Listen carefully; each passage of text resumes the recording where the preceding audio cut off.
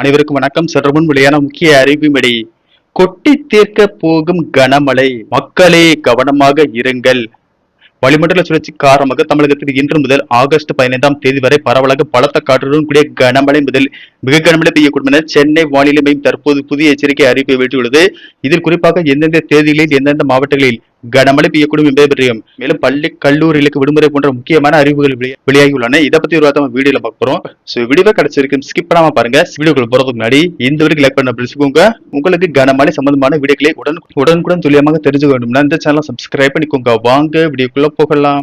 வடகடலோர தமிழக பகுதியின் மேல் சுமார் 5.8 கிலோமீட்டர் உயரத்தில் ஒரு வளிமண்டல சுழற்சி நிலவுகிறது. இதன் காரணமாக தமிழகத்தில் மேற்கு தொடர்ச்சி மலை மாவட்டங்களில் ஓரிரு இடங்களிலும் மிதமான மழையும், வட தமிழகத்தில் ஓரிரு இடங்களிலும், புதுவை மற்றும் காரைக்கால் பகுதியிலும் லேசானது முதல் மிதமான மழை பெய்யக்கூடும்.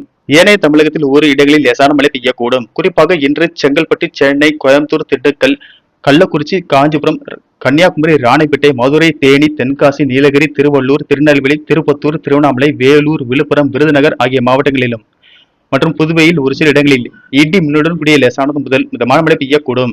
தமிழகத்தில் ஒரு இடங்களில் பலத்த தரைக்காற்று மணிக்கு 40 முதல் 50 கிலோமீட்டர் வேகத்தில் வீசக்கூடும்.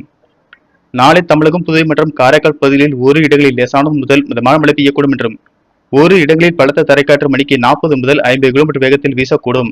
11ஆம் தேதி தமிழகம், புதுவை மற்றும் காரைக்கால் பகுதிகளில் ஒரு இடங்களில் லேசானது முதல் மிதமான மழை பெய்யக்கூடும் என்றும், ஒரு இடங்களில் பலத்த தரைக்காற்று மணிக்கு 40 முதல் 50 கிலோமீட்டர் வேகத்தில் வீசக்கூடும். 12ஆம் தேதி முதல் 15ஆம் தேதி வரை தமிழகம், புதுவை மற்றும் காரைக்கால் பகுதிகளில் லேசானது முதல் மிதமான மழை பெய்யக்கூடும்.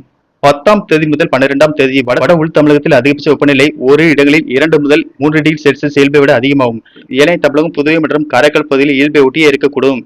மேலும் கனமழை காரணமாக பள்ளி கல்லூரிகளுக்கு விடுமுறை விடப்பட்டு வரும் நிலையில் ஆகஸ்ட் 10ஆம் தேதி தமிழகம், புதுவை மற்றும் காரைக்கால் பகுதியில் ஒரு சில இடங்களில் பலத்த காற்றுடன் கூடிய கனமழை பெய்யக்கூடும் என்பதால் மழையின் தீவிரத்தை பொறுத்து அந்தந்த மாவட்ட ஆட்சியர்கள் பள்ளி கல்லூரிகளுக்கு விடுமுறை அறிவிப்பார்கள் என்று கூறப்படுகிறது. சென்னை மற்றும் புறநகர் பகுதிகளை பொறுத்தவரை வானம் ஓரளவு மேகமூட்டத்துடன் காணப்படும் என்றும், நகரின் ஒரு சில பகுதிகளில் லேசான மழை பெய்ய வாய்ப்புள்ளது.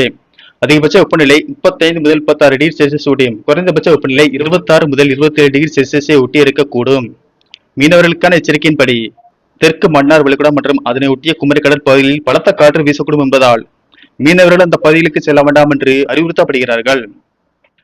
நன்றி, வணக்கம்.